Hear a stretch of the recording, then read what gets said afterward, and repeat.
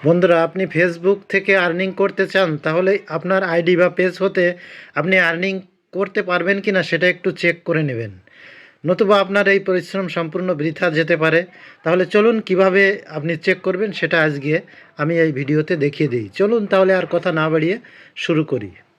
বন্ধুরা, সর্বপ্রথম যেটা খেয়াল করবেন, আপনার আইডিতে প্রফেশনাল মোডটি অন থাকতে হবে। বন্ধুরা, এটা বিভিন্নভাবে করা যায়, আমি খুব সহজ একটি পদ্ধতিতে দেখাচ্ছি, আপনারা এটি ট্রাই করতে পারেন। ফেসবুক অ্যাপ হতে আপনার আইডিটি লগ ইন করে আপনার প্রোফাইলে চলে আসবেন। এখানে ডান পাশে যে 3 ডট মেনুটি রয়েছে ওখানে প্রেস করে দেবেন এবং এখান থেকে দেখুন প্রোফাইল সেটিং, এই অপশান থেকে এডিটের ঠিক নিচে প্রোফাইল স্ট্যাটাস, এখানে প্রেস করে দিবেন। দেখুন আপনার পেজটি বর্তমানে কি অবস্থায় রয়েছে সেটি দেখাচ্ছে। আপনাকে ওয়েলকাম জানানো হয়েছে এবং আপনার আইডিতে গ্রিন টিক থাকতে হবে এরকম।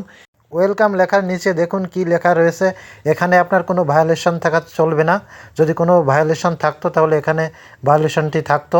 আমার কোনো ভায়োলেশন নেই, সে কারণে আমাকে ভায়োলেশনটি দেখাচ্ছে না।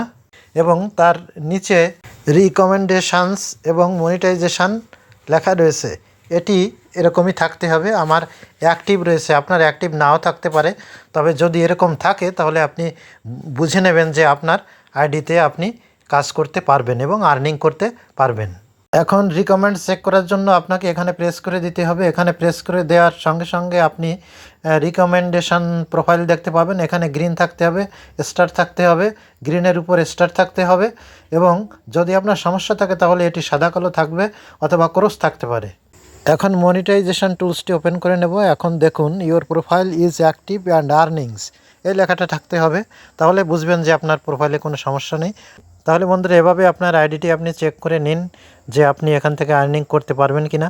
যদি কোনো সমস্যা থাকে তাহলে আপনি বুঝতে পারবেন, পরবর্তীতে এটি ঠিক করে নিতে পারবেন। তাহলে আজ ভিডিওটি এই পর্যন্ত। ধন্যবাদ সকলকে, ভালো থাকবেন। ভিডিওটি যদি আপনার সামান্যতম উপকার করে থাকে তাহলে ভিডিও কমেন্ট বক্সে আপনার মূল্যবান মতামত আমাকে জানিয়ে যাবেন। ধন্যবাদ সকলকে, ভালো থাকবেন।